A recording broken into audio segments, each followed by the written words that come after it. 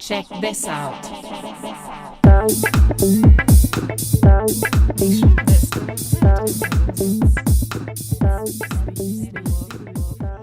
So, Sean, if you'll come up and tell us how to use these self-directed IRAs to make a whole bunch of money.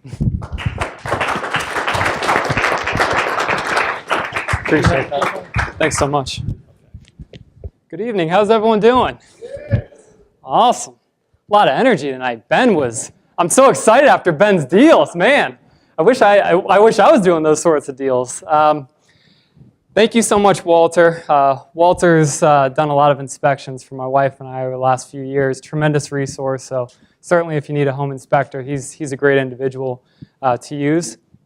So the topic this evening is self-directed IRAs. I'm Sean McKay with American IRA. And I think really the only reason why I might be qualified to speak about some caveat of real estate investing is that at 30 years old, I've probably already made more mistakes in real estate than most of the 50 and 60-year-olds in this room. I have an incredible track record of making goofy deals, and it's been a wild ride. So obviously I'm young, but I've had my fair share of experiences. Lately, some of them have been a bit better, but I'm going to be very fair in the way that I portray this material. It's not going to be sunshine. We always make tons of money. There's no way that you can get hurt on the deals. Certainly, even in a quality market like this, it's really important to pay attention to what you're doing. Now, when I was listening to Ben speak, I couldn't help but think, if only I had found the RIA, and if only I had found mentors at the beginning of my real estate purchases. Now, I call them real estate purchases because no sane person would think what I did was actually investing. I grew up in Florida, and in Florida, as you know, sometimes we have kind of a boom-bust market. When things are great, they're really great.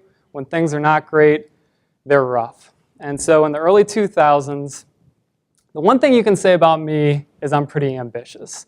I was actually still in high school, and all these people are talking about real estate. You're hearing big checks being made, flipping houses, and the values going up 20 and 30% a year, and I thought, okay, that sounds good. I took inventory of myself, and I thought, I'm not going to be Michael Jordan. Not a lot of dates these days. I got to be wealthy. So real estate is going to be my key to being wealthy, and I'm gonna buy a bunch of houses, and it's going to be great. That didn't quite work out the way I thought it would. I thought I'm going to read a couple of books, and I'm going to buy some properties 5, 10 years from now. I'm going to be sitting on my private island beach, and life is going to be luxurious. Now, the reason why my investments didn't go well wasn't because of the market. It was because of the lack of knowledge I had about real estate investing. I didn't seek out mentors. I didn't find the RIA. If you can imagine, a kid in high school actually thought he knew everything. Imagine that, right? You probably have your own kids, and you can't tell them anything. They're superstars. They know everything about everything. I was that kid. So I bought properties, not even really sure if I knew if I was going to flip them, hold them. I just knew we buy real estate, right? We're going to buy real estate, and at some point in time, I'm going to be driving to graduation, a Lamborghini or something like that's going to happen. Net operating income, that's a really important term. And if you're going to hold a property and you haven't done a deal yet, I highly suggest you pay to take one of the many people in this group that are super knowledgeable about buying rental properties and learn about a net operating income. I didn't stop buying properties until finally the bank said, no more, no more. Now, I'm a high school kid. I don't have my own car. I can barely keep my room clean, but I had people giving me loans for a while. So in the real estate community, I just want to be really fair when we go through these presentations. There's a lot of great things that can be accomplished, but we want to be sophisticated. We want to really be paying attention to what we're doing. I promise I'm an optimistic person, but I just don't like people coming up and we're going to flip houses and we're going to make $1 million the first year. There's people in here that are doing it, and it can be done. But what I'm going to give you tonight is some really practical applications, and throughout this process, I'm going to talk about some of the many ways that I've mucked things up. So kind of a strange introduction, but quite frankly, this is a group that I've spoken for probably 5 or 6 times. And so this presentation is going to be a little bit different tonight than my typical presentation. I'm looking around the room tonight, and there's a lot of new faces, individuals that I don't personally know. So this will be interesting to see if I kind of hit the mark or not. The real huge benefit tonight is I'm actually going to bring up a current client, an individual that is incredibly successful with their business model, and he's employing some of these same tactics inside his retirement account. So it's a very creative deal. So I promise if you can stick with me through the basics and some case studies, you're going to find that's worthwhile when you understand some of the creativity that can be employed with these accounts. So in terms of, I should probably turn that on, right? So in terms of the educational process with a self-directed retirement account, it's very rare for an individual to hear about the concept and say, yep, that's for me. I'm going to open an account, I'm going to get the account funded, and I'm going to make investments. There's always going to be concerns out there because this is very different than what a lot of us are used to in buying stocks, bonds, and mutual funds with retirement accounts. And I was looking at the accounts this morning, and first I have to say how much I appreciate this Metroline IRA group. It's been tremendous for our business. Over the last 12 months, just members from this group, we've actually opened 35 new accounts. 35 Metroline IRA members in the last 12 months have become American IRA clients. So I like to say this because I'm such a tremendous salesperson. I think the reality is that amongst the group, people are talking about the different deals they're doing and the successes that they're having. So it's really just a tribute to how powerful this service really is. Now, even when they become an account holder with us, typically they'll have at least one of these concerns at this point in time. So it's either, well, the stock market's doing great, and it is doing great right now. It's at an all-time high. You know, everything is great, kind of like Florida real estate in 2005. Sky's the limit. Everyone's making tons of money, right? Then there's also the element of, well, I don't currently have a retirement account. I hear about people doing creative deals. I like the idea of it, but I don't have an IRA. Or maybe I have a very small IRA. Maybe I have $5,000, $10,000, $15,000 in that account. And that's really what we're going to focus on tonight. It's a pretty straightforward process to pay cash for a rental property, for example. But what we're going to talk about is for those of us that have the $10,000 in a traditional IRA or Roth IRA, how can we grow that account by using our knowledge and our skills in the real estate arena? And we also have the idea of the do-it-yourselfers in this group. Now, I myself, I'm not a handy person, but there's a lot of people in this room that can build a house from the ground up with their own hands. And I salute you. That's not something I'm ever going to be able to do. But those people really have a tough time wrapping their head around why this makes sense to do a deal inside a retirement account and have to be more passive with that deal personally. So then there's also the element of, like I said, the creative deals. They think most of our clients will pay cash for an asset that's going to be a rental property or something they're going to fix and flip. And so they look at what they're doing in their investment portfolio personally, and they're saying, well, I'm wholesaling deals, I'm doing lease options, and I'm doing different things, and they think that maybe that doesn't fit inside the box of a self-directed account. And what I can tell you is, as long as you're making this purchase strictly for investment purposes, this isn't going to be the lake house for you and your family to enjoy at this point in time. There's going to be an investment use for this. Typically, those deals can, in fact, be done inside your IRA or 401k. So let's deal with some facts.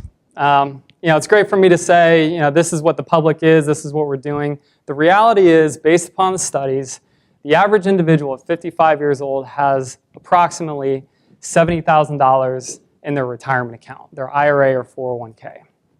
The average Social Security check is about $1,300.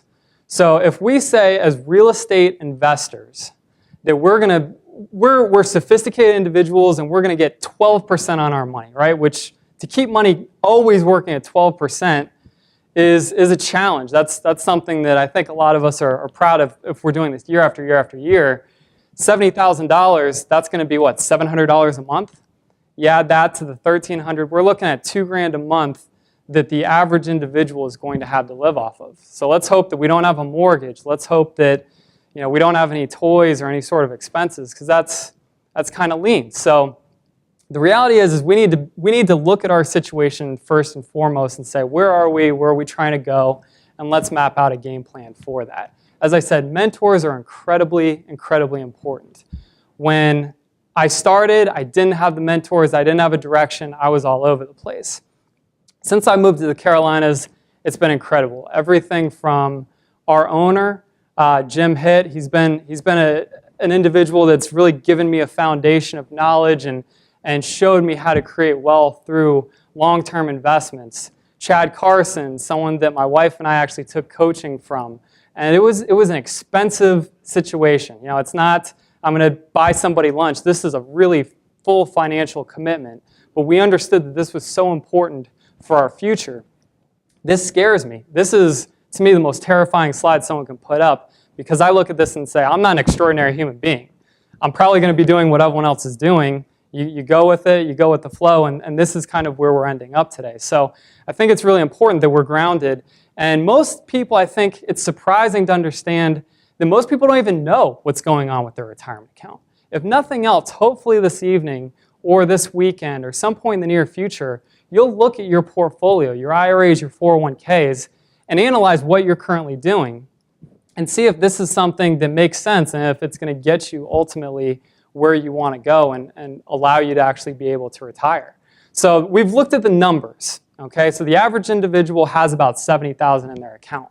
Now, for most of us, that's going to consist of these equity-based assets. So it's, the low-risk, low-yield type of investments like CDs and money markets. I think we all understand that's probably not going to get us where we want to go. It's really not even keeping up with inflation. Then there's products such as mutual funds.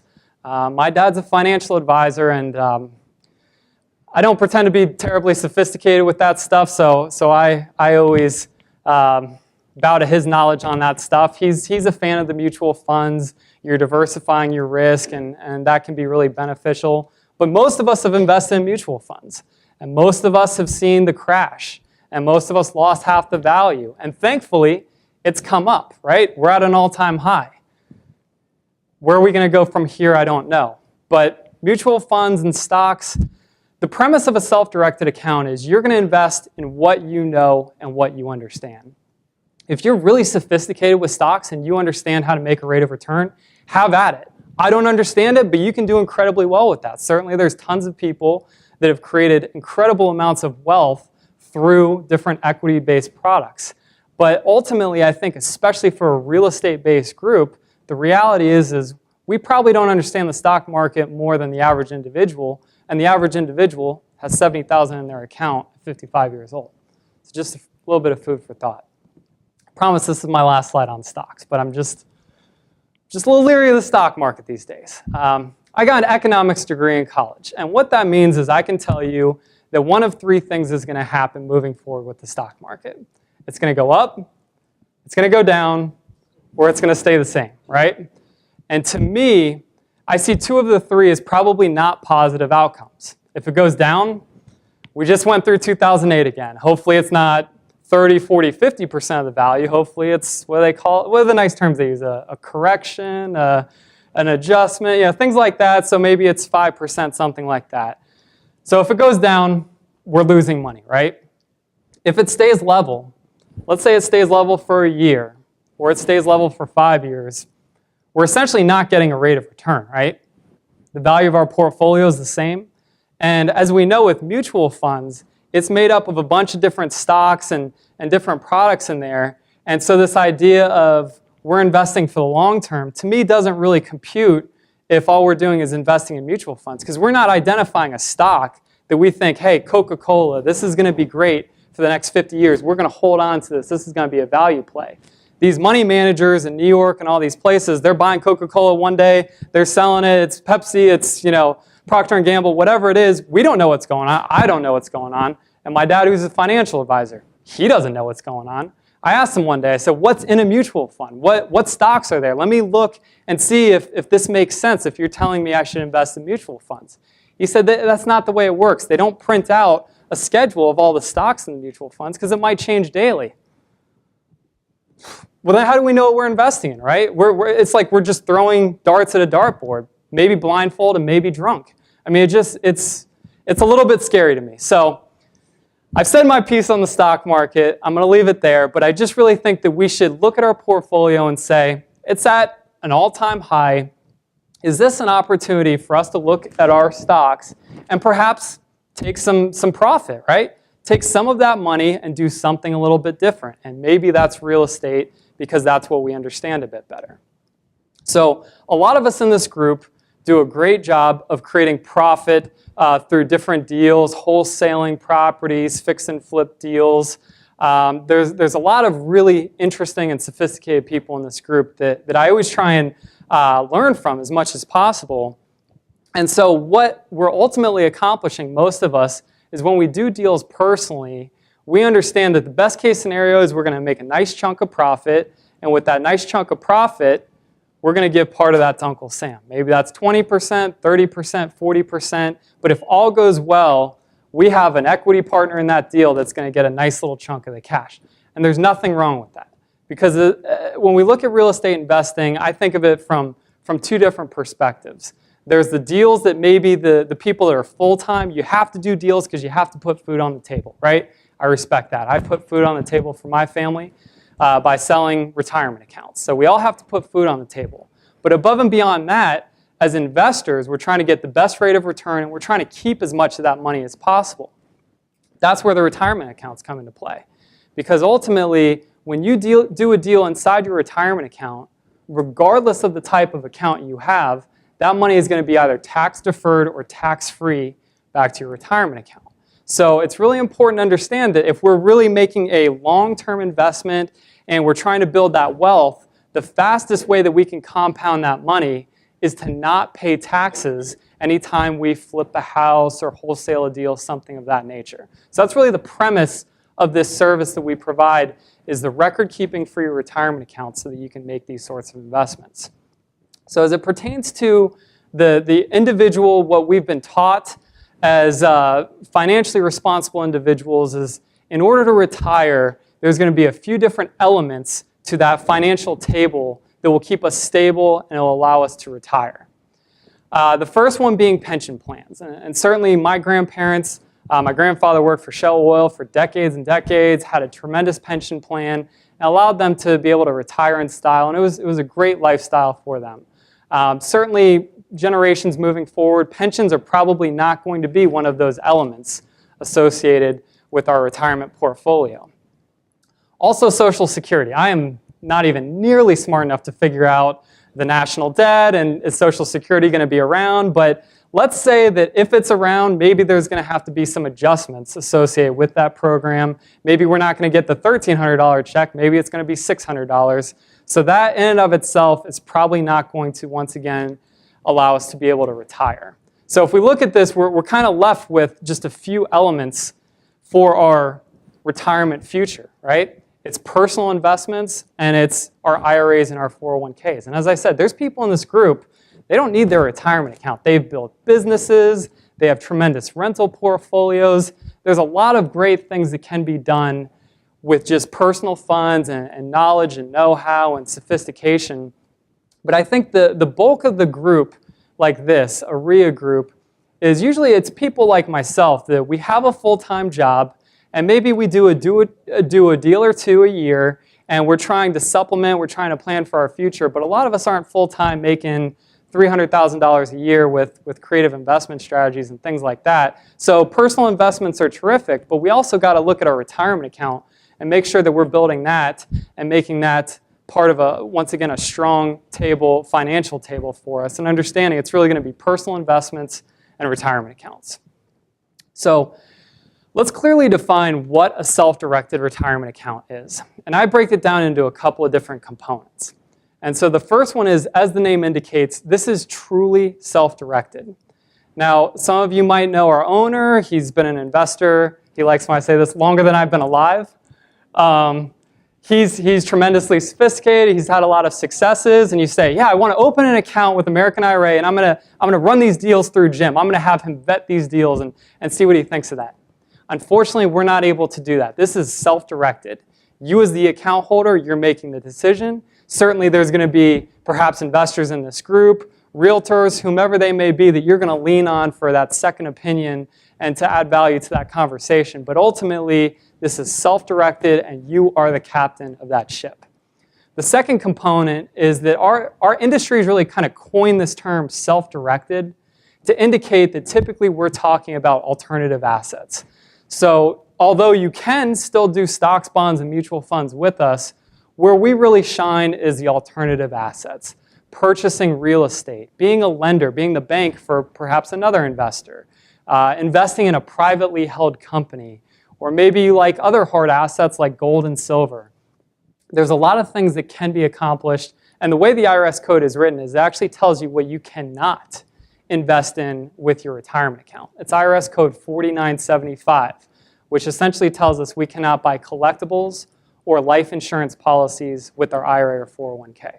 So sometimes we'll have a financial resource, an advisor, and they'll say, well, you can't buy real estate inside the retirement account. That's not a qualified type of investment. So the question would be, first, where does it say you can buy stocks in the IRS code? There's not a laundry list of options for us in the IRS code where it says you can buy stocks, you can buy bonds. No, it just tells us what we cannot invest in. So there's great resources out there. Key Shin, a CPA, he's certainly somebody that can be a team member for you in terms of that kind of stuff. And I'm sure Key stays up at night reading IRS code 4975. We all do. It's incredible reading.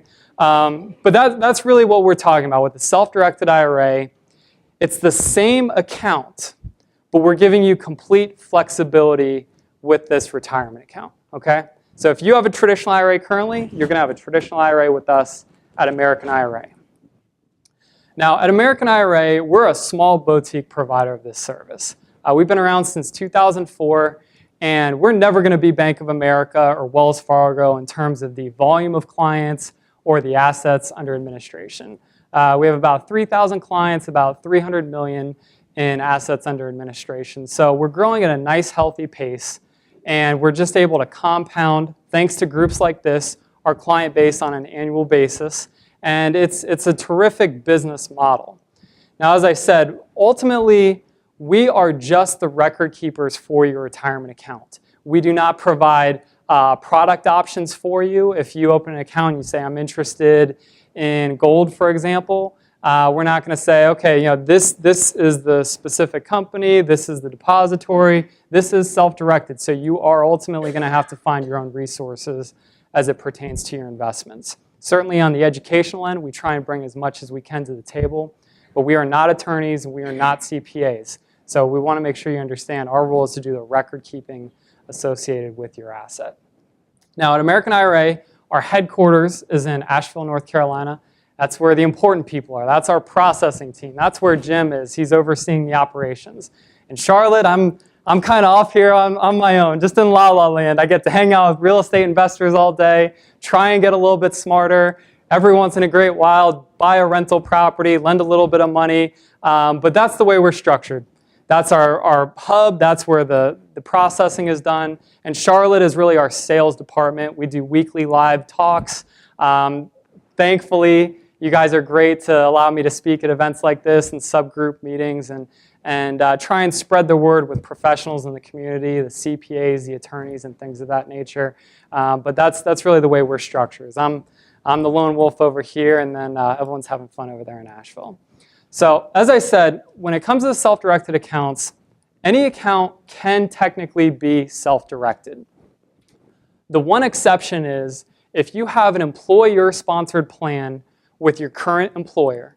So for example, if you work for General Electric and you're currently employed there, there's a very good chance they're not going to allow you to move that 401k until you're no longer an employee there.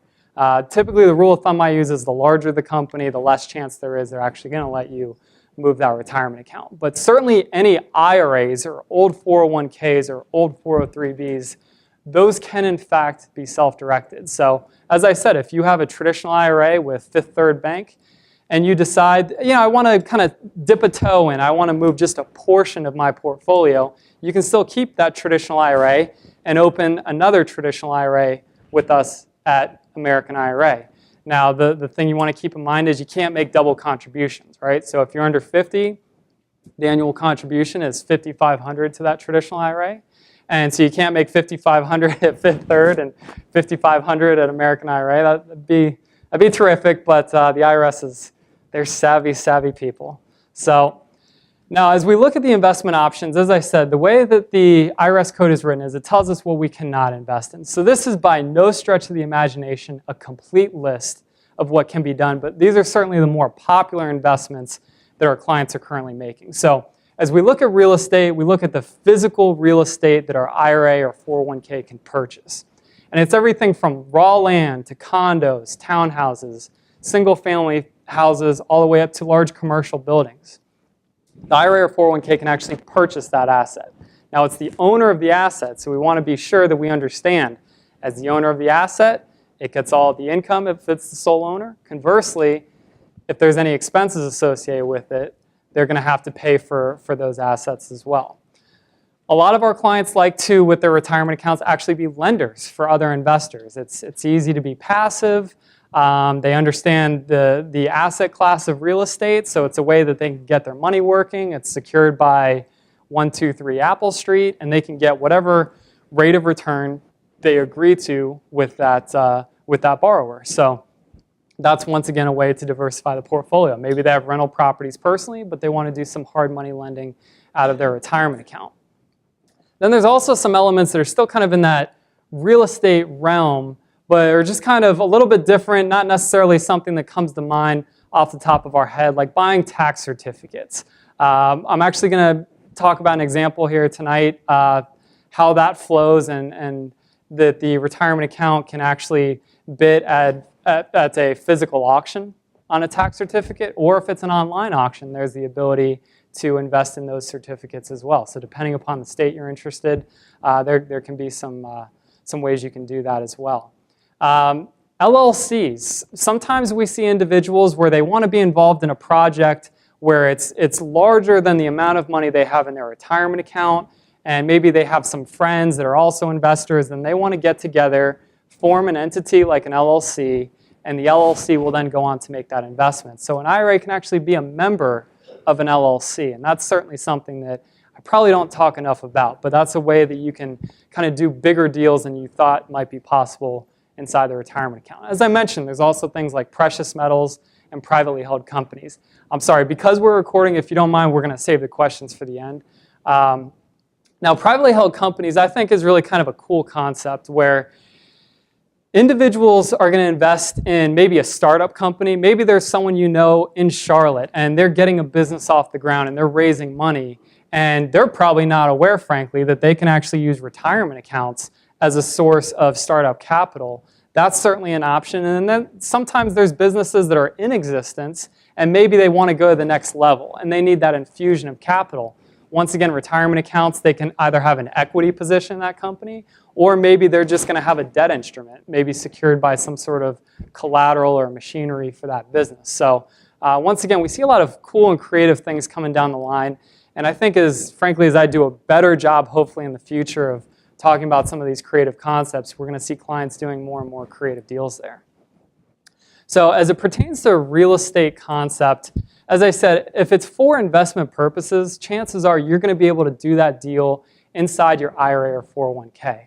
Now, because I thought that this would be a group of people that have kind of slugged through 5 or 6 different presentations with me, I'm not going to talk about the typical assets and the typical investments that our clients are doing where they're buying rental properties or they're doing a fix and flip deal. We're going to talk about some stuff that's a little bit more off the beaten path. But please understand, certainly your retirement account, if you're looking for just a nice solid rate of return and maybe you understand it's going to be 6 or 8 or 10% just making a cash acquisition of a rental property, but you're not going to have to deal with fluctuations of different other investments, that's certainly something you can do. Your IRA or 401k can purchase a rental property.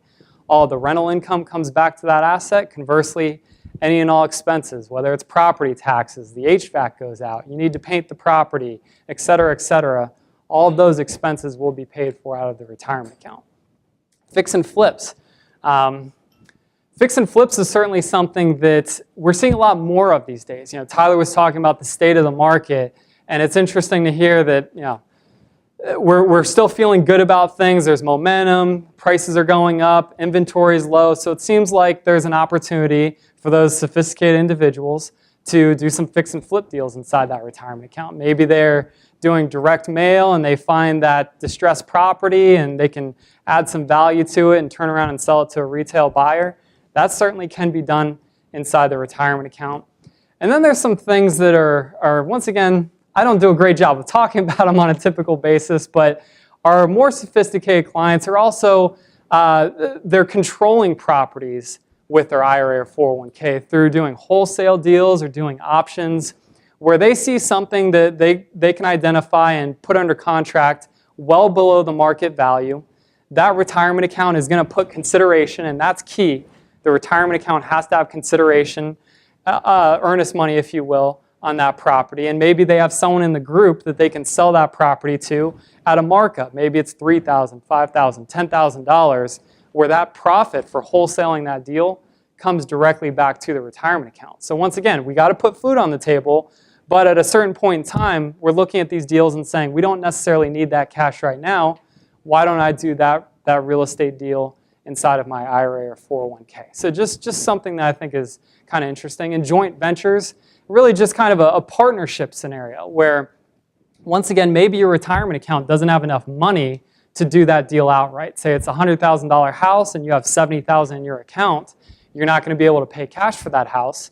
And so one of the options available to you is for the IRA to create maybe a joint venture agreement, maybe something a little less paperwork intensive than an LLC, and partner with somebody's personal funds or maybe someone else's retirement account funds to do a very specific deal. So that's something cool and interesting that we're seeing amongst our clients. Now, at the beginning I mentioned that for a lot of the real estate entrepreneurs out there that are handy, there's this idea that the self-directed IRA is not going to make a lot of sense because they can't do the sweat equity themselves. They can't provide that free labor and they can't do those deals. And my response to this is, and it's easy for me to have this response, I'm the IRA guy, I'm not handy, it's obvious that this is going to be my perspective, but when we do that deal, and we do that deal personally, and everything goes well and we make a nice chunk of cash, we're having to give up, once again, the 20, 30, 40% of profit to Uncle Sam for doing that deal personally.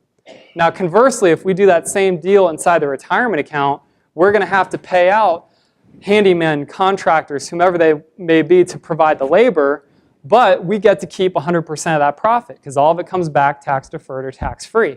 So if you analyze it from a numbers perspective, you might find that it's every bit as beneficial to do that deal inside the retirement account than doing it personally and not being able to provide the labor on that. So just a little bit of food for thought. But as we look at the retirement accounts, once again, we want to make sure we're really passive with these. So if you're a realtor, unfortunately, you cannot be the buyer's agent or the seller's agent on your IRA transactions.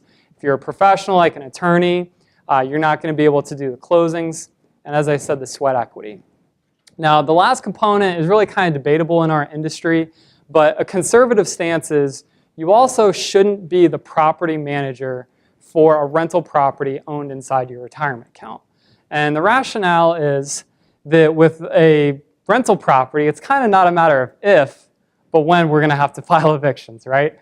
I had the pleasure of doing that last month. And so as we're going through this documentation, the summary ejectments, and all that kind of fun stuff, there's going to need to be an agent acting on behalf of the property and signing this paperwork, right? Now, we can't be that agent. We're then providing an official service to this asset owned by the retirement account. So we're at that point then going to have to scramble and find a third party that's going to be able to sign those documents, those legal documents on behalf of the retirement account. So I'm not saying that we don't have clients that don't have a property manager and any sort of documentation for the leases and what have you are signed by our office like all the other documents. But from a practical standpoint, it probably makes sense to have a third-party property manager for a rental property owned by your retirement account. Now, this is maybe one of the more boring slides, but to me, such a crucial slide. Because one of the most frustrating conversations I have, typically with a RIA member, is they've heard myself or Jim speak, or they've heard someone else talk about self-directed IRAs, and I get it. It's the summer. I appreciate I have as many people here as I do. I really appreciate the attention here. But this is not the first and foremost thing on most people's mind, right? We got families, we got jobs, personal investments. This is typically on the back burner. But whether it's tomorrow or 3 years from now, we're going to get a call and we're going to say, hey, I like the IRAs. I got the perfect deal for it. I'm closing in 3 days. What do we need to do to make this thing happen? And if you're closing in 3 days, my answer 100% of the time is going to be, unfortunately, you're not going to do that deal inside your retirement account. Because we're already working on the purchase before we've gotten the account established and funded. So I make this comparison up here just so we understand the general process is the same. I'm not going to lie to you. It's more paperwork intensive to buy a rental property as it is to buy 100 shares of ABC stock with Scottrade. They got a great system. It's super easy. You push a couple of buttons and you own X shares of stock. But let's just make sure we fully understand this process. With either situation, you're first going to have to get your account open and funded. We have an application kit that's used, and I'll go into that at the end. But before you're getting into any sort of investment, offer to purchase documents, you want to make sure your account is established and funded. The easiest way to go from there is simply to give our office a call and say, this is my first deal. I'm going to buy 123 Apple Street. What do I need to do? And our closing department is actually going to email you a set of instructions so you understand what the flow of the process is, the way the documents need to be vested. But when we're purchasing real estate, we need to understand everything from the offer to purchase all the way through the closing documents. We'll need to have this very specific verbiage articulating that it's the retirement account, not the individual that is purchasing this property. We're not going to be able to assign the contract to the retirement account. We can't sell it to a third party and then have the third party sell it to the IRA. It needs to be very, very clear that from the initial intention to purchase this property, the IRA was in fact the buyer and not the individual. Okay? So we get the account open, we're looking for the deal, we're working with realtors maybe, wholesalers, whomever it may be. We're going to get this contract filled out properly, and you're going to send that to our office. Because part of our role is to sign any and all documents, offer to purchase, closing documents on behalf of your retirement account, and also to send any and all funds. So if it's earnest money, if it's the money to close on the property, if it's rehab money, property taxes 6 months from now, whatever it may be, all of that's going to flow in and out of our office. Okay? Now this is my hometown RIA, so I want to be really, really clear about this.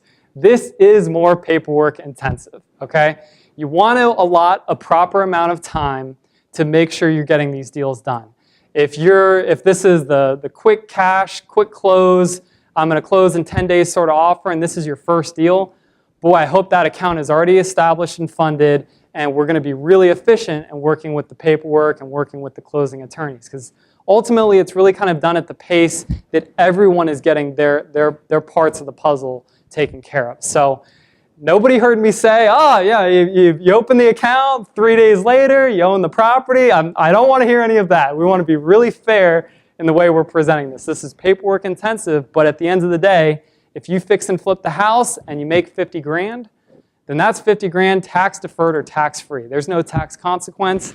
And the way I look at it is this. Even if we're buying a primary residence, it's an exhausting amount of paperwork, right? It's grueling. We're spending weeks going through that. But does that mean we're just going to be renters for the rest of our lives? No, I mean, it's a pain, but we're going to go through the process and we're going to get more efficient as we go through it. So the first thing I want to talk about is tax sales.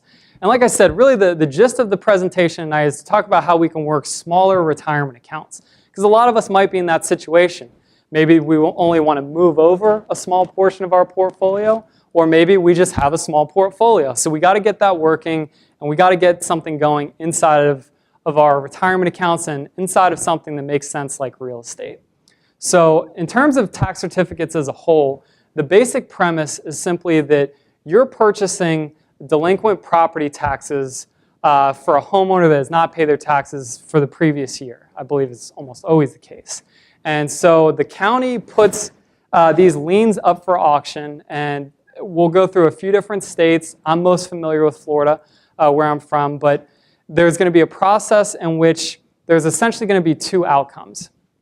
You're either going to, in some situations, actually end up getting ownership of the house, Or more than likely, if the house or the land, whatever it may be, has any value, many times you're just simply going to get a rate of return for buying that tax certificate. Okay? So the example I use is I just pulled numbers from a very bland and small deal that I did in Florida. And with tax certificates, like anything else, you want to do your due diligence, right? You want to make sure you understand what you're investing in, what you're putting your money into, and what that process is to make the investment.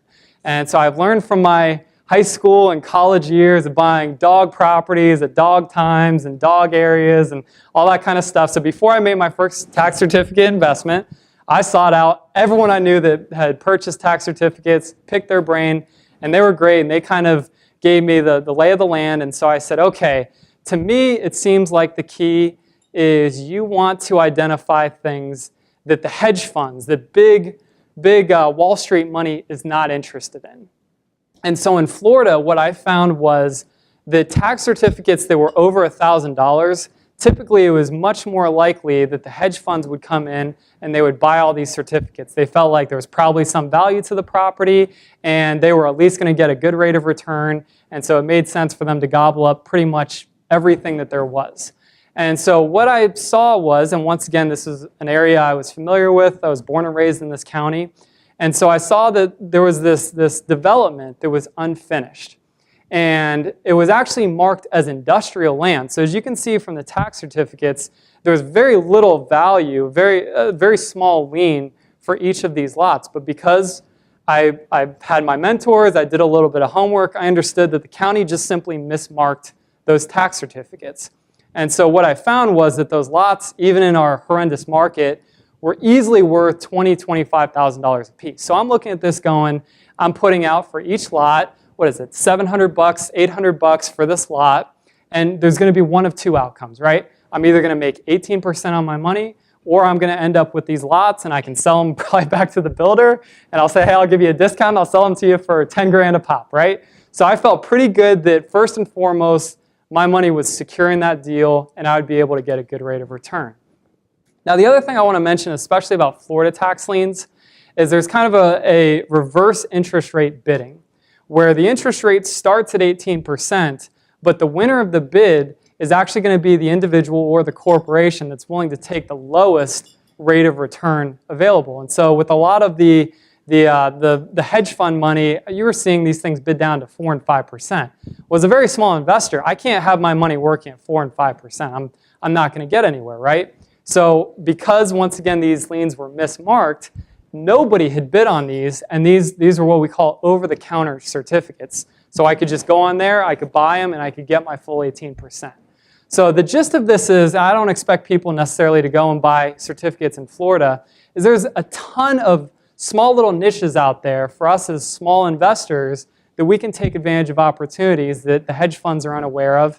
And by the time they're keen on something, we can move on to some other investment strategy. It's kind of like the little vinyl villages. The last couple of years, that was kind of my strategy. I like buying my little rental properties in East and North Charlotte. Tyler, Dan, people like that, it wouldn't be nearly juicy enough for them, but I was happy. I'd buy my house for 50 or 60 grand. I'd rent it for 900 or 1,000. It was a good rate of return for me. And the hedge funds come in, and now they're all $100,000, and it doesn't make sense for me as a small-time investor, so I'm having to try and think of the next concept. And so that's really what it's about, right, is trying to identify the next opportunity. So I actually asked Chad to help me out with the South Carolina auctions. I thought that might be a little bit more up our alley. We have a lot of clients in North Carolina that go to these South Carolina auctions.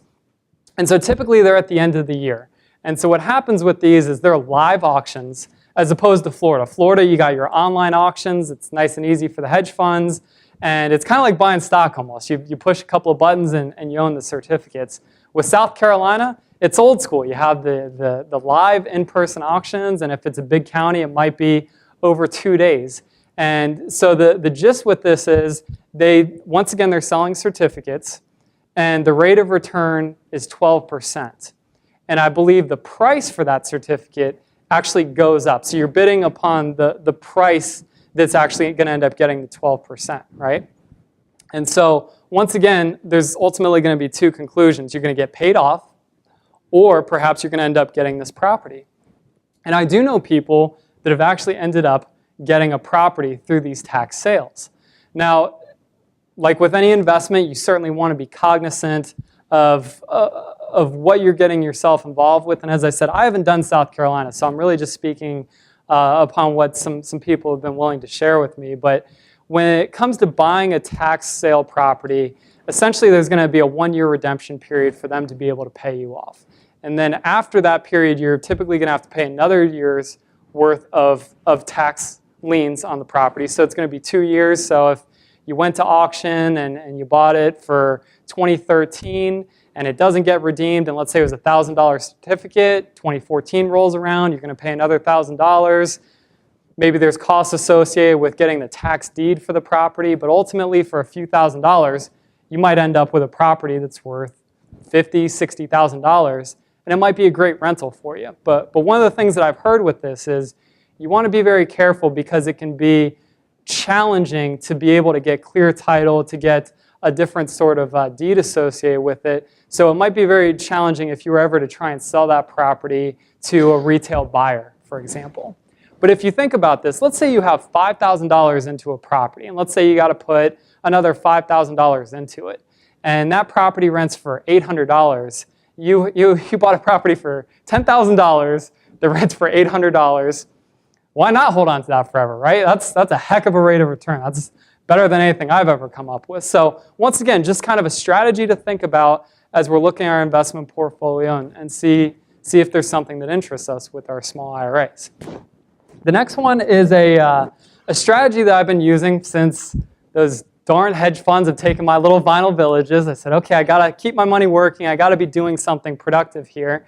And so one of the things I found is, at least in the groups that I'm associated with, not a lot of people deal with land home packages or essentially mobile homes on land. There's very few people out there doing those deals.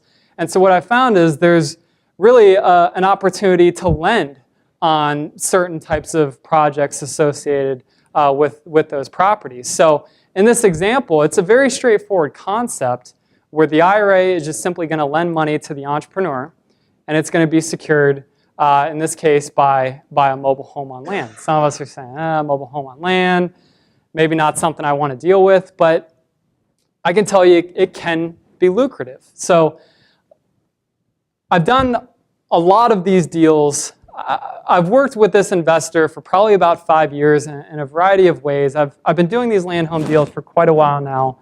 And so the typical structure is I'll usually have about $20,000 that I'm lending on this deal. Now, if he's paying $28,000 for the property, he's bringing $8,000 plus closing costs to the table. But I typically like to be into him for about $20,000.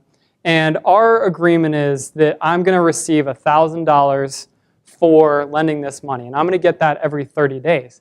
Now, if you look at that, the rate of return is kind of absurd. But as I said, for one, these are smaller numbers, and two, he doesn't have any other options that he knows about. He doesn't have 15 people knocking down his door. Tyler, I don't know if that's something you would ever lend on, but so just stay away from my little deals, Tyler. You got all of Charlotte. Just let me have my little rural areas and do my little land home packages. But it works for us because typically what he will do is one of two things. This will either be a property that he's going to put in his rental portfolio, and he has two local banks that have been financing his properties for the last 10 years. And I went and sat down and met with those bankers. And I said, are you guys really going to take him out of these deals? Is this really a legitimate play to refinance him out? The key is he has to have a renter in these properties. So what happens is this is kind of like bridge funding for him, where he can use this money to acquire the property, does whatever he has to do, and one of those options is going to be he's going to turn that into a rental.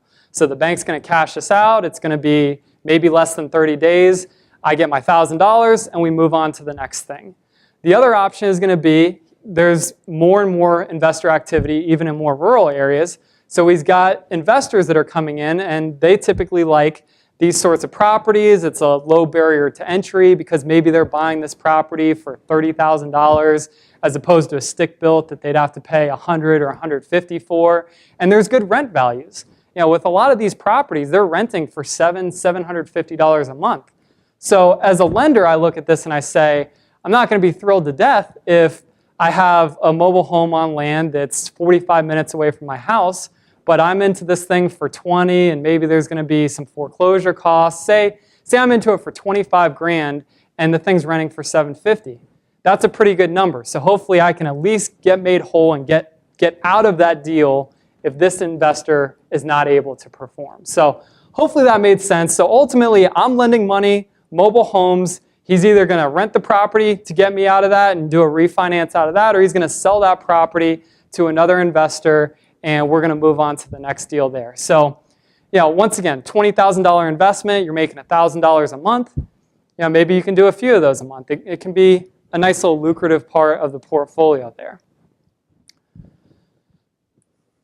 Now, let's talk about if you don't even have the $20,000 or some sort of investment that's similar to this. You say, well, that's great to do those deals, but I only have $8,000 or I only have $12,000 in my account. Now, before we mention joint ventures, okay? So joint ventures is, once again, just simply the IRA partnering with another source. Now, a lot of people are unaware that you, at the time of the investment that's being made, can in fact actually partner with your own retirement account. Either your personal funds or your LLC can actually partner with your IRA on the deal.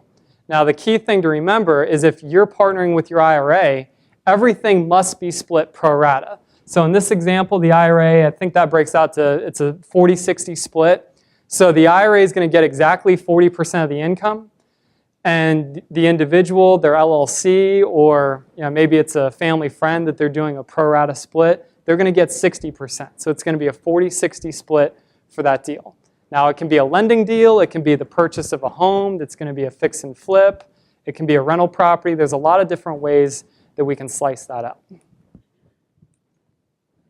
love the little animation. That's great. Okay, so the next one is private lending. And so with this, what I wanted to highlight is that when I started American IRA, I didn't appreciate the concept of using other people's money, of raising private money. And I've had a lot of people that have spent a lot of time working with me on this concept, but for the entrepreneur out there, there is a significant opportunity to make people in your world aware of the ability for them to be the bank and act as the lender for you to do a deal inside your retirement account. And so we have clients that they'll borrow money at a straight 6%. We have clients that are doing 15 or 20%. We have people that do equity splits where when you look at the yield, you're saying, wow, that's like a 50% rate of return. So the question I get asked is, what's a typical interest rate you see when people are borrowing money? And it varies so greatly, as I just said. It can be 6, it can be 20. Really, it's just going to come down to what your business model is and ultimately what that lender wants out of the deal. If it's someone who's a professional lender and they have a hard money business and they're churning those deals out, yeah, you might be paying 5 points and 15% or something in that range. Or it might be someone who you worked with or you went to college with, and the stock market or other options are not appealing to them, and maybe they want just a nice 8% on their money. And maybe they'll let you lend it, or maybe they'll let you borrow it, I should say, for a long period of time. I was lucky enough to find a private lender that would let me go out for 10 years so that I could acquire a rental property and maybe have a little flexibility in terms of when I'd refinance and do things like that. These deals are out there. So you really just have to let people know what you're doing, and that's really important. So in this deal, it's just a very, very straightforward hard money deal where the retirement account is going to lend $100,000 out of a rollover IRA, and it's going to lend as a first position on a property that's worth about $165,000. So maybe the entrepreneur found a really solid, great deal, and they're going to get the entire thing funded, or maybe they're going to have some skin in the game, and they're going to have to bring some money for the purchase or at least the rehab to the table for that. This lender isn't necessarily that concerned with the skin in the game. They just want to make sure that they're in at a specific loan to value. And in this case, that's a 60% loan to value. So the rationale is it seems like a pretty secure investment for them. If that entrepreneur does not perform, they feel like there's enough equity in that deal where they can sell that property after foreclosing and at least get made whole. One of the many, many lessons I learned early on is secured loans are a lot better than unsecured loans.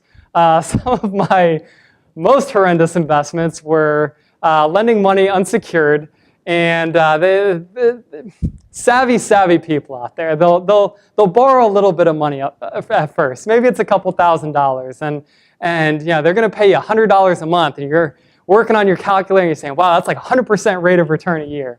And then, well, why don't we try $5,000? And maybe we're going to try 20. Secured loans are great, right? Secured loans are the ideal situation, whether it's your retirement account money, whether it's personal money. Ideally, your money is secured by some collateral. Now, the important thing to note in the overall process is you're going to have the same team members involved with your IRA closings as you would with your personal deals. So you're going to have your closing attorney. They're going to be drafting the note and the deed and all these closing documents. They're going to create a HUD. You're going to want title insurance. You're going to want to be a loss payee on their property insurance. You're going to want everything that Bank of America would want when you're getting a loan from them for your personal residence, right? You're going to hopefully have a checklist. Some of the times we're going to help you. We're going to educate you that, yeah, you really do want the title insurance and the loss payee, and these are things that we actually make as a requirement in-house, really, frankly, to kind of protect those clients. So ultimately, the attorney is going to create all the closing documents. Anything that would need to be signed by the IRA, that's the lender, will be signed by our office.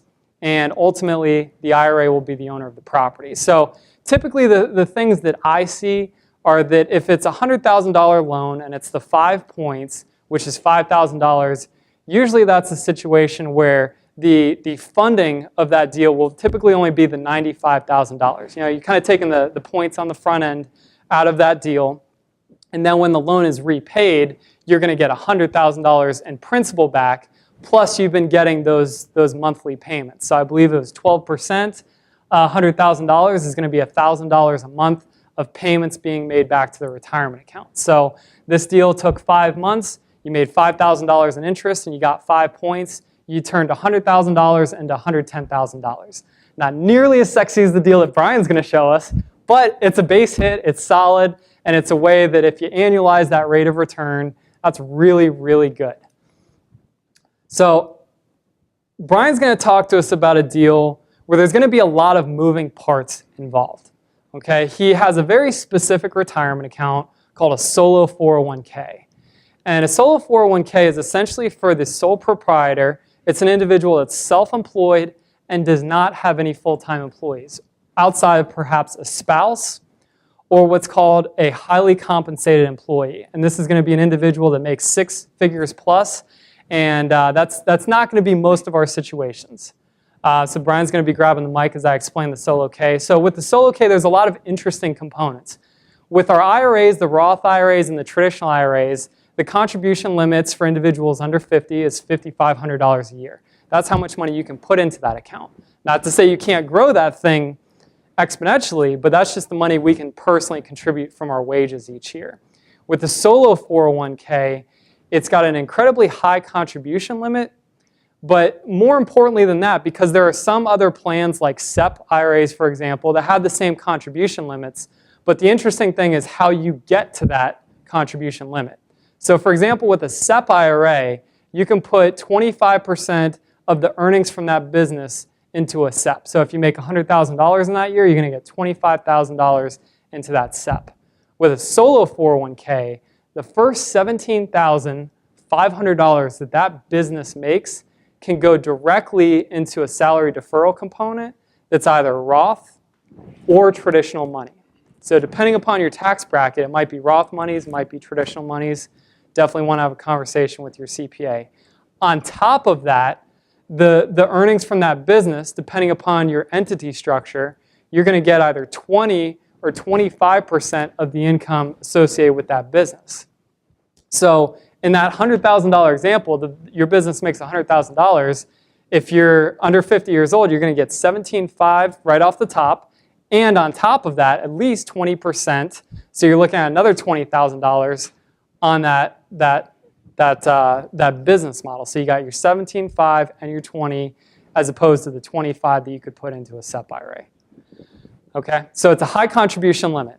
Because it is a 401k product, you do have the ability to personally borrow from that retirement account.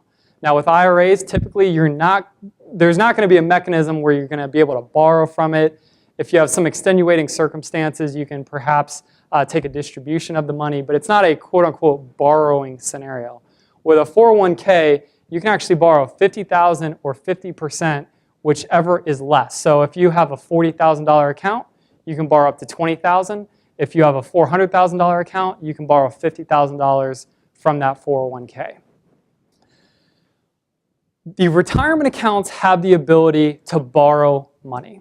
When we look at acquisitions, we break it down into 3 basic categories. Most clients, they're going to do a cash purchase. They want to buy a $50,000 rental. They got well over $50,000 in that account to make a cash purchase of that asset. Then there's the partnering scenario where the IRA owns a portion of that house and some other entity owns a portion, and so that's a joint venture or a partnering scenario. The third acquisition strategy is a retirement account actually borrowing money inside that retirement account to do a deal. Now, if an IRA borrows money, there's a potential taxable consequence called UDFI, unrelated debt financed income, which basically means the government is saying you're bringing money from outside the retirement account into your IRA, so there should be a tax consequence for getting to use other people's money in that transaction. The very cool thing about a solo 401k is if it is for the purchase, if this is purchase price money, you actually circumvent this UDFI. So what I'm hopefully teeing up is Brian's going to talk about a very interesting deal that he's done, and there's going to be a lot of different moving parts, but understand that this is a rare situation where all monies will be tax deferred or tax free because he borrowed the vast majority of the money to do this deal. Okay? Now, a lot of you know Brian. Brian is an incredible investor in this group. It's actually his birthday today, so why don't we give Brian a hand? Yeah, birthday boy. Yeah, that's right, 28 years old, and he is savvy. He's done an incredible job of adjusting with the market over the last few years. My wife makes fun of me because I always say when I grow up I want to be Chad Carson and Brian Alanke. 2 guys that I really look up to, do a lot of great deals. It's a little embarrassing because Brian's younger than me, but when I grow up, I want to be the 28-year-old. But Brian's going to explain one of the deals that he's recently done, and it's really interesting. And I certainly appreciate you sharing this with us because this is your business, and you're doing this for our benefit. And I think that this is a way to, if nothing else, get the wheels turning in terms of how creative you can in fact be with your retirement account. So without further ado, I'm gonna turn it over to the man himself. Thank you. Am I on? Yep. There we go. Okay. Hello, everybody.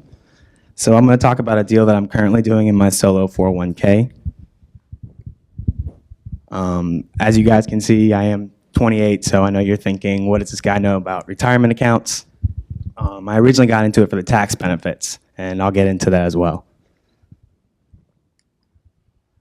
This really wasn't a 401k deal, actually, but this is just to let you know that I'm currently developing properties, buying vacant homes, land, developing it, doing new construction. I hesitate to say this because it came off the wrong way last time I said it, but I should sell and gross about $8 million this year that I'm currently developing. So just to give you an idea, I have a theory that you don't need a whole lot of money in your personal wallet. So people say, I want to make $1 million this year. Why do you want to make $1 million? Are you really going to spend $1 million? Are you going to go to Disney World every weekend and eat steak and lobster every night? I'm not going to. I'm the cheapest person in the room.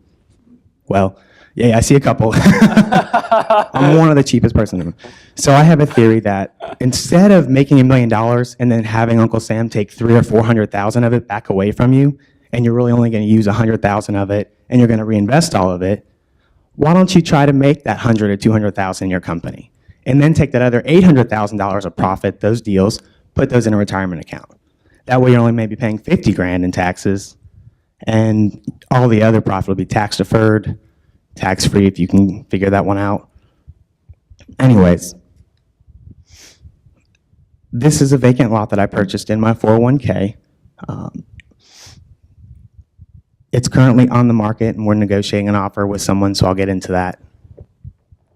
I just want to show you guys the progress. As you can see, vacant lot, And on the right, we have a rendering to pre-sell it. As Tyler said, we like to sell before we're finished, limit our holding costs. And then underneath, you can see where the house is right now. If y'all can make that, I know it's a small photo, but like I said, we're already negotiating an offer. So I had specific criteria I wanted for a 401k deal. I'm 28. I don't have millions of dollars in my retirement account, and I only have a little bit, right? So I'm looking for a low dollar deal that I can get into. A $100,000 deal, I wasn't going to be able to get into it. I wanted a home run. Sean talked about financing. Did you mention non-recourse? A little bit, but go into it. Okay, sorry. Go into it, please. The loan has to be non-recourse if your 401k is borrowing the money. If you don't know what that means, basically it means if you default on the loan, the lender can't come after you personally. You're not guaranteeing it. They get the property, that's it. That's a rule the IRS has. That's not my rule. I didn't try to get around something. That's the rule. So it had to be a really juicy deal with a lot of equity to get a lender enticed enough to say, yeah, that's a non-recourse loan, but I'm going to do it because that's a really good deal. And if you screw up, I'm going to get a really good deal back from you. Sean's talking today about how difficult the process is. The process is not difficult. It's a lot of paperwork. Okay, so I listed the property. Instead of signing paperwork with my realtor, American IRA signs paperwork with the realtor. Instead of me signing the contract with my general contractor, American IRA signs. Very easy. What I decided to do, instead of chasing auction deals, instead of chasing MLS deals, was tell wholesalers, go find me a cheap deal where I can make a lot of money. You do the work, you put under contract, and then I'm going to have American IRA sign my contract, assigning from you. Simplify it, easy, right? So the wholesaler found a lot. My 401k buys it. I have a private lender come in, help me out with the construction cost. I feel like I should take a picture of you. I've been wanting to say that to you for like the last 30 minutes.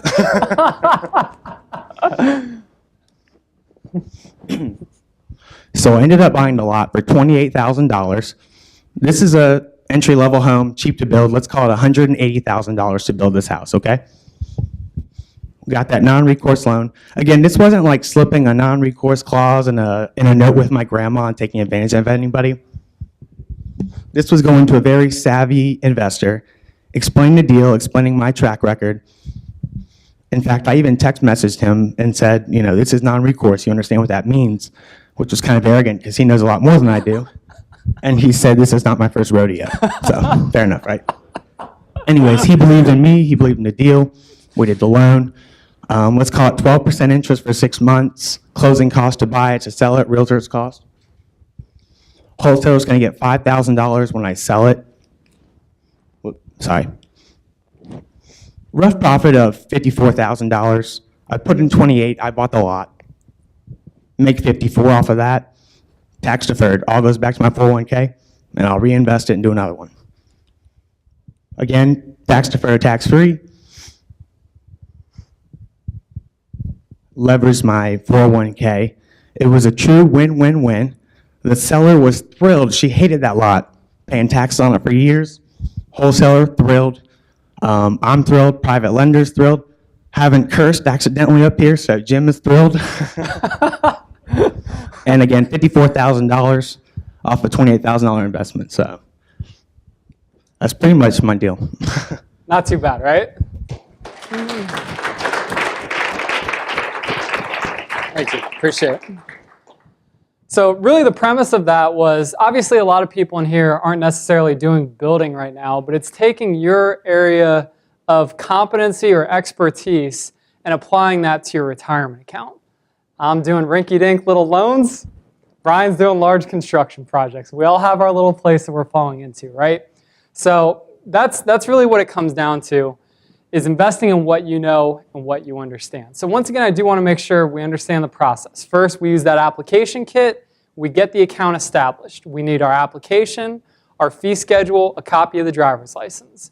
You fax or scan and email that to us. We get the account established for you. Second, you're going to get the account funded.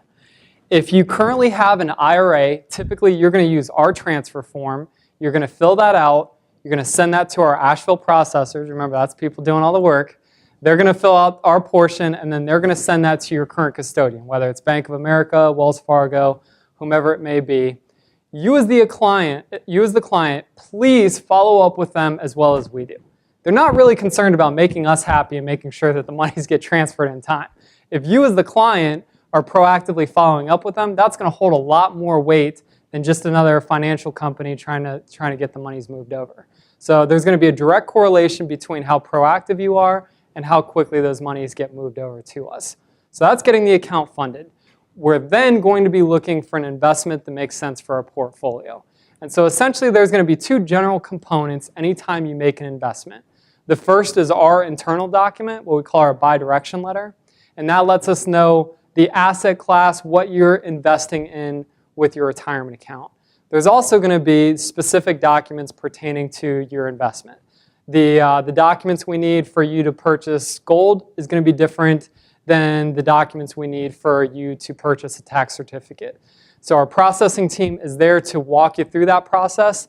I always encourage clients to over-communicate with us, especially at the beginning. Ask questions. If you're not sure if you should be signing something or not, first of all, you're probably not supposed to be signing it personally. Second of all, it's a lot easier for us to walk you step by step through it as opposed to having to retroactively fix mistakes that have been made with the documentation. So lean on us for that processing element. Now, when you make the investment, ultimately, if it's real estate, for example, there's going to be costs, there's going to be bills associated after the purchase of that property, and that's when our payment authorization letter comes into play. Once again, it's our internal document, and it lets us know what you need the bills paid for, whom the checks are being cut to, for what amount, etc. You can fax that to us or scan and email it. We get a check, we wire the funds, whatever you instruct us to do for the monies. And in terms of making contributions for the year or any sort of rental income or dividends or interest derived from your investment with us, you're going to want to use our deposit coupon. And it's just, once again, our internal document lets us know the money's coming in, what's the reason for that money, so that we can properly do the record keeping for your retirement account. So as I said, tonight it was very different than a typical presentation. Usually I hit a lot more of the meat and potatoes. We're buying rentals, fix and flips, what have you. But I wanted to just do something a little bit different.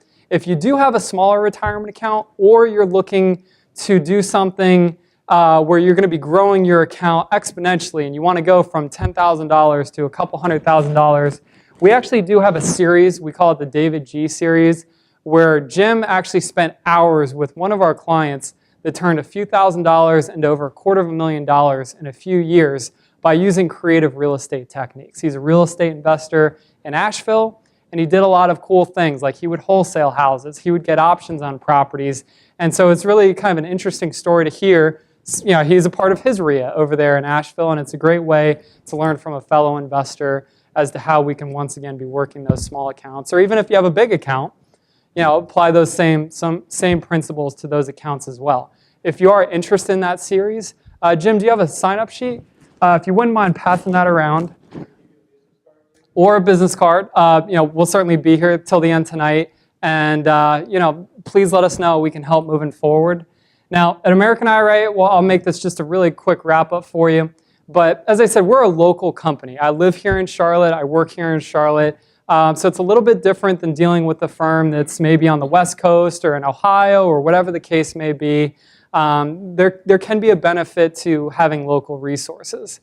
Also, you know, certainly as I said, we're not attorneys, we're not CPAs, we're not advisors, but we try and add as much value to the conversation as possible.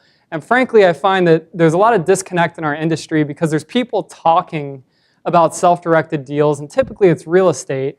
I'm yet to find someone who actually does deals themselves. I'll hear someone who does a tremendous job speaking, much more polished speaker than I am. I'll introduce myself. Wow, you really killed it. You know, great information. I certainly learned some stuff. What kind of deals? Oh no, I'm not doing any deals. You know, I was like, well, you know, how can we really have a conversation if you're not actually an investor yourself? It's just kind of theoretical, and I don't know. That's just kind of a pet peeve of mine. But at American IRA, our goal with the fees is we want to make this as cost-effective for you as possible. And so one of the things we do as RIA members is we actually waive your $50 setup fee.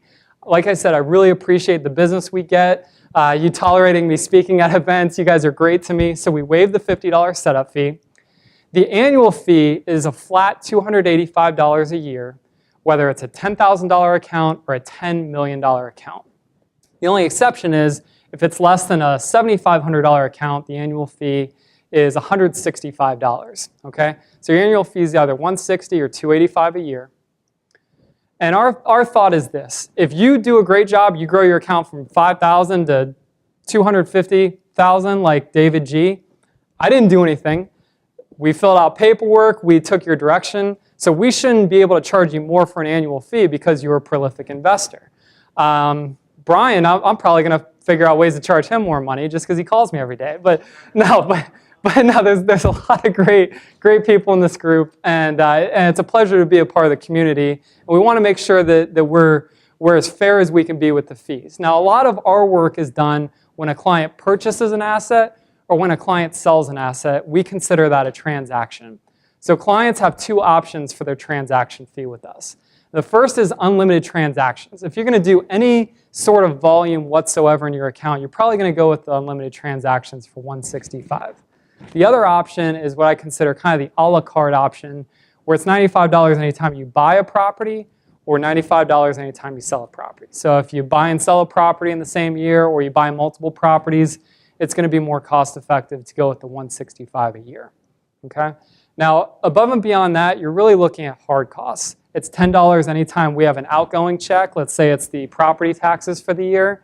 It's an outgoing $10 check fee. It is not a fee for us to receive rental income or dividends or any sort of income or rate of return associated with your account. Now, one thing I think I do a poor job of making very clear is the delineation between what's a transaction and what's a not. So if you do a rehab and you're going to have 4 draws after you purchase that property, it's not a transaction to have 4 different checks cut for the rehab to a general contractor. That's just simply going to be a check fee.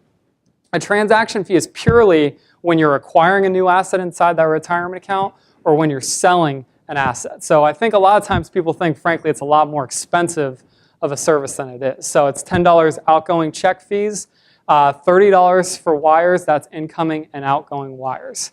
We do have application kits tonight. Certainly if you want to look at those, have any further questions about those. Here's my information. Certainly our website, AmericanIRA.com.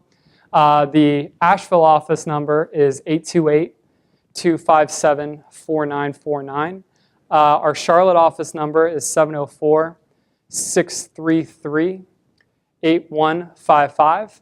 And my cell phone number is 828-231-3627. So we're pretty accessible. You know, as I said, I'm a part of this community, and I really do appreciate everyone's attention tonight. Yes? How do I get a copy of the presentation? If you can give us a business card, we'll certainly be happy to send that out to you. If you can just simply write on the back presentation or David G. story, whatever the case may be, feel free to shoot me an email tomorrow, Sean, S-E-A-N, @AmericanIRA.com. Give us a call, whatever you like. We're just here to kind of pass along the education and hopefully add some value there. So thanks so much tonight. I really appreciate it.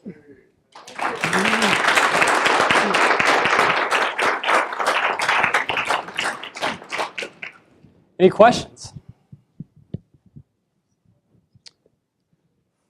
Pretty nonsensical, right? Bill, what do you got?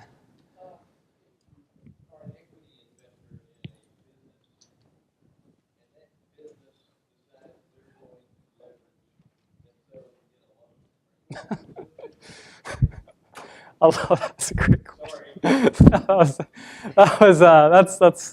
That's a fairly advanced topic.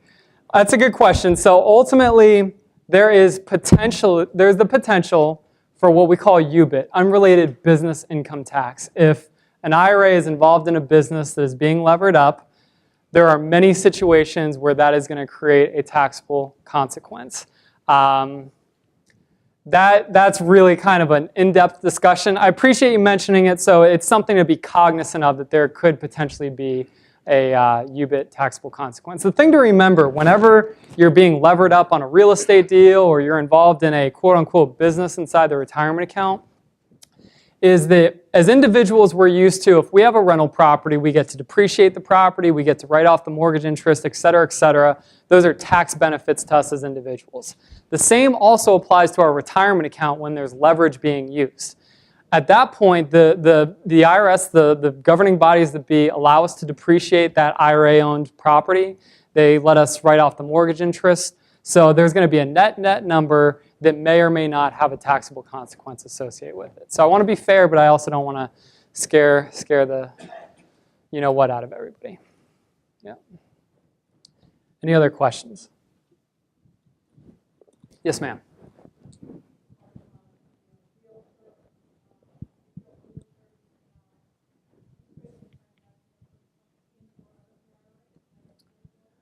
Great point. So with providing any service, with being a realtor, there's a list of what we call disqualified persons. And these are individuals that cannot officially provide services to an asset owned by the retirement account. So we start like this. I have a Roth IRA. I'm the account holder. My wife is in reality a realtor. Because she is my spouse, or if she was a lineal family member, such as my parent or my child, she would not be able to be the realtor on that transaction. Whether she was compensated or not, that's still an issue with the IRS. So disqualified persons, your spouse and your direct lineal family line. Now, keep in mind, I didn't say siblings, I didn't say aunts, uncles, cousins, any of those people. They are not disqualified people, but your direct lineal family line, your spouse and yourself, they cannot be the realtors on the transaction. Yeah. Yes, ma'am.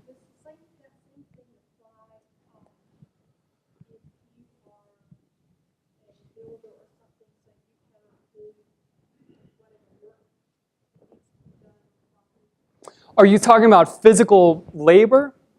Okay, good question. So the physical labor, unfortunately, can also not be performed by the disqualified person. So that is where you're going to have to hire out for third parties to provide that work. So you need to certainly analyze that deal on the front end of whether that's profitable or not. Yeah.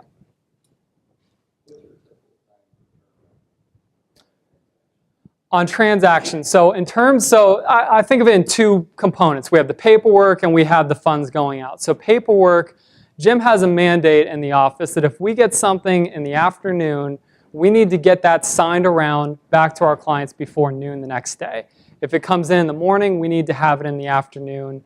If it's in the afternoon, certainly we'll try and get it out that afternoon, but our mandate from Jim is to kind of have that 12-hour clock, if you will. The funding piece is going to be pertaining to whether it's going to be a check or a wire, first of all. We say that we do fundings. And, people see the emails. We fund on Tuesdays and Thursdays. That's our set piece where we have one person designated. All they're doing are the fundings on the Tuesdays and Thursdays.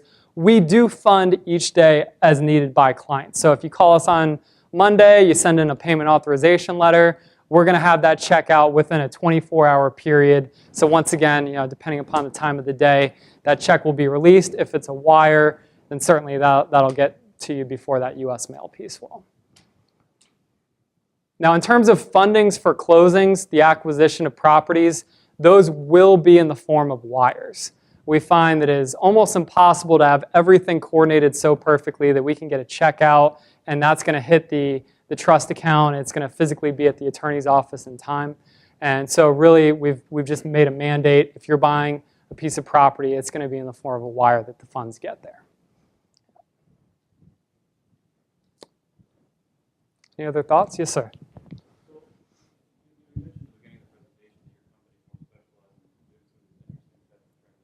Mm-hmm.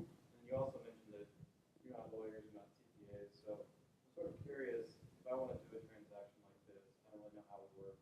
At what point are you involved in the educational process versus where you're handing it off to our own individual, say, professionals that we have on our team? And in that sense also, how is what you're doing different than what another IRA company may be willing to help with? Okay. So in terms of the piece of the puzzle that we play, it's a great question. And so ultimately, so the question was, what are the specific parameters of our role at American IRA? As the administrator, ultimately, what does that really encompass? What are kind of the guidelines and what have you? And so as it pertains to, certainly obviously general education, we're there for you. As it pertains to a client's investment paperwork, the question will sometimes arise, are you going to guarantee me that I won't do a prohibited transaction? We are not going to guarantee you that you're not going to do a prohibited transaction, frankly, for a variety of reasons. But first and foremost, we receive the paperwork from our clients. They're going to purchase 123 Apple Street. Really, the information that we have is the information that's provided to us, who the seller is, who the buyer is, what the terms are, et cetera. It would be impractical for any retirement company to have the wherewithal to be able to go back through the line of ownership of the property to see if maybe at some point in time you own that property. Because it would be prohibited if you personally own that property, it was sold to 6 different people, and now your IRA is buying the property. So there's certainly no way we can guarantee that element. In terms of when the professionals come in, they're certainly going to be there in terms of the creating of any sort of legal documents, certainly whether it's promissory notes, deeds, etc. If it's going to be the creation of LLC, for example. Jim worked with an attorney who's made this a part of their practice, IRA-owned LLCs. And so that attorney constructed a set of IRA-owned LLC documents that a client can choose to use if they're going to have an LLC structure, or they can certainly use their own professional. In terms of working with CPAs on tax ramifications, for example, that is a situation where we're going to talk to you kind of like I spoke to you tonight about if you're borrowing money, there certainly is the potential for a tax consequence. Whether your account is eligible for that UDFI issue, you're absolutely going to need to have that discussion with your CPA and say, okay, look at my deal, what have I done? Do I have a UDFI tax consequence? Okay, so we're there to kind of usher you, if nothing else, to help you in maybe asking the right questions to your professionals, whether it's your CPAs or your attorneys. You asked a question about the services that we provide in comparison to other IRA companies.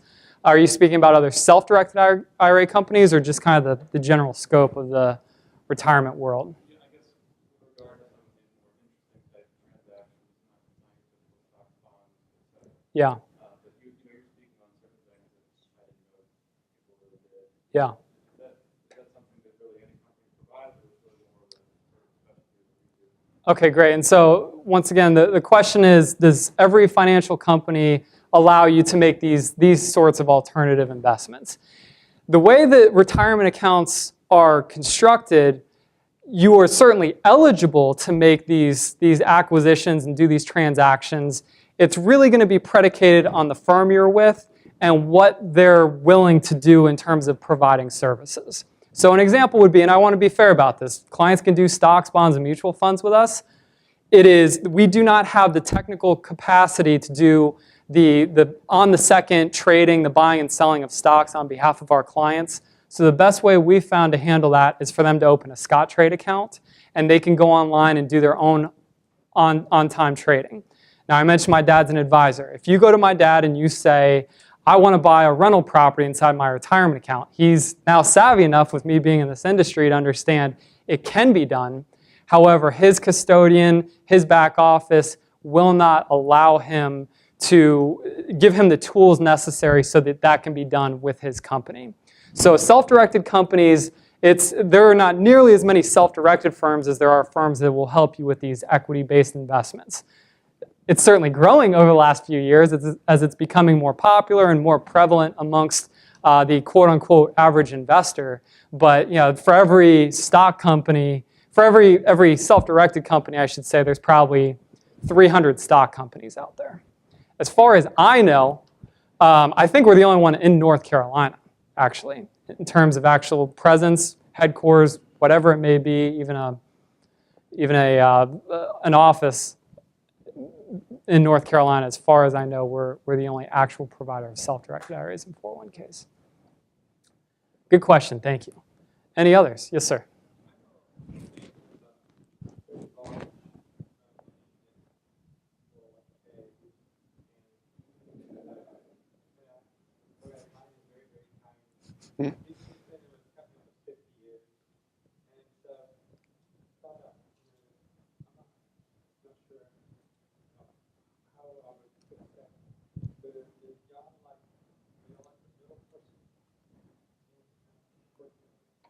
Okay, so the question is, he knows an individual that has a large 401k, and he's interested in some way, shape, or form working with them on real estate deals. Is that fair to say?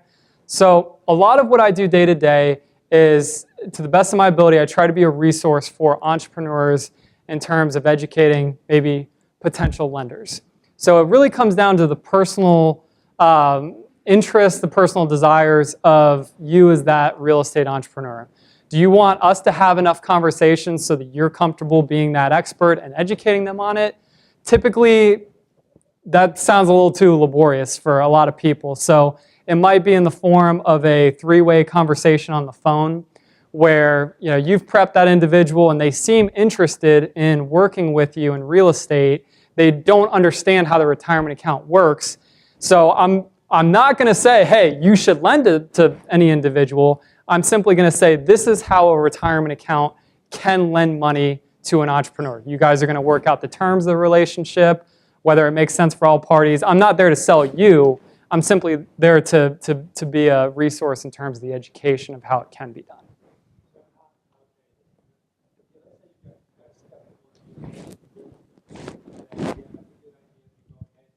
Mm-hmm.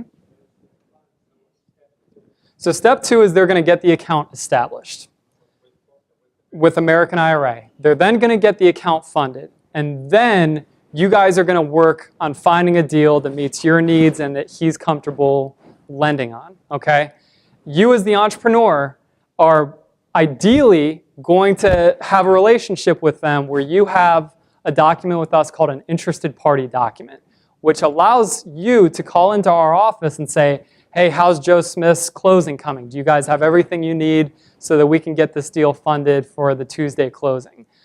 Without that interested party, you might be the person that brought in the account to us. We certainly appreciate you doing that, but we're not going to be able to speak with you whatsoever about what's going on with that account without the interested party.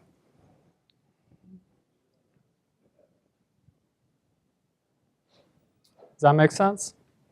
Okay, perfect. Any other questions? Okay. Yes, sir. So the office in Charlotte is down in Ballantyne. It's just right off of Johnston Road. I do have business cards out there with the physical address. So I'm in there by myself all day, every day. I make Brian come and hang out with me. So I'd like to get some more of you people in there as well. Love to have you stop by and tell me about a great deal you're doing, or if you have any specific questions, love to help out with that as well. Jim. I don't know, when is my next live training? I feel like we do these every day, but every week I do have at least one live training in our Charlotte office. There's different size rooms depending upon how many people we RSVP. Once again, love to have you guys there. If it's a small group, we can go through the presentation, we can talk a little shop, whatever makes sense, but really love to have more and more of you guys visiting these events. So there's ways that you can sign up. You can see online via our website the different events we have.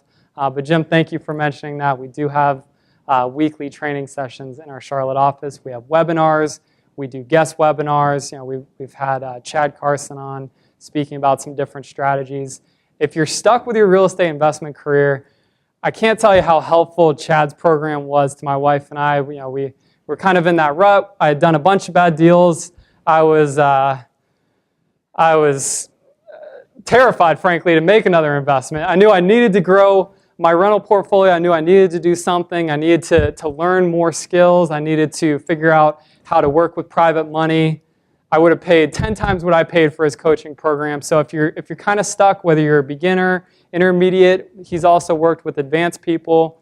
I highly recommend having a conversation, see if it's a good fit for you. But once again, it's all about mentors and it's all about RIAs. So I'll be around tonight. Any other questions? Definitely love to talk with you. Thanks.